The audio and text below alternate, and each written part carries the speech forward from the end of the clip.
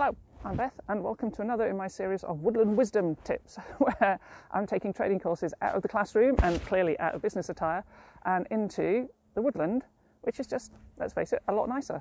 What I wanted to talk about today was offering some coaching tips to help through the next few weeks and months as people emerge from lockdown.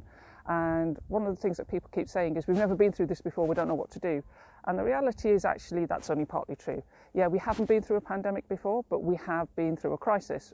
We have got through stuff in the past. So what I want to do is just offer a few coaching questions for you to go away and think about. And hopefully some of the solutions might help you through the next few weeks. So one of the things you could do is start by looking back and looking at the bigger picture. So we might call it, in that coaching, we call that chunking up. Let's take the bigger picture. So what's this? What does this form part of? How does this form part of your overall plans, your overall solutions? Where does it? You can't just bin the business plan for the last 6 months. How does the emergence from this tie in to that? What could be the result of this? Looking at the longer term, what could be some of the big gains as well as some of the losses from lockdown?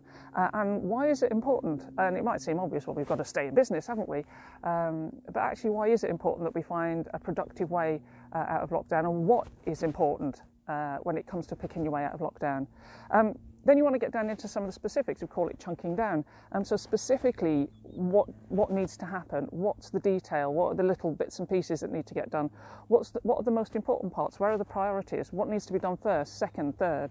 And where's your primary focus overall? So ballpark, what was your primary focus? And then we'll chunk across and look to when we've done things similarly. So where's anything similar to this happened before? Now that's a challenging question.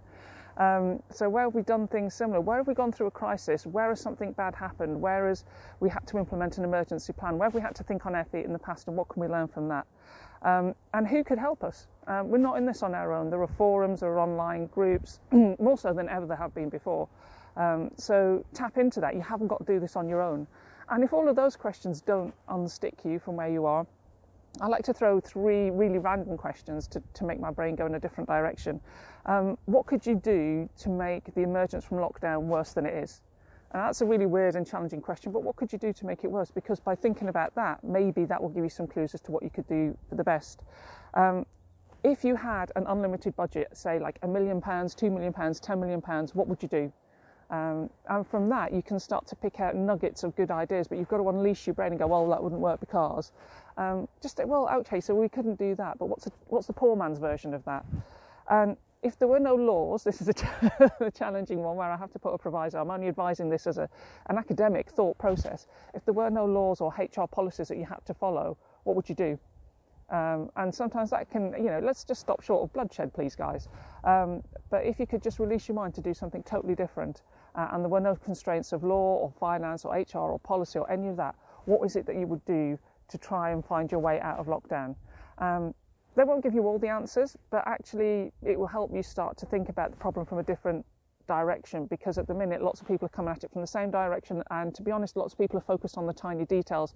Actually, the guys that are going to succeed from this will take a step back, look at that bigger picture, ask yourself some interesting questions, and bounce them around your organisation. You haven't got to come up with all the answers to this. Everybody's Zooming these days.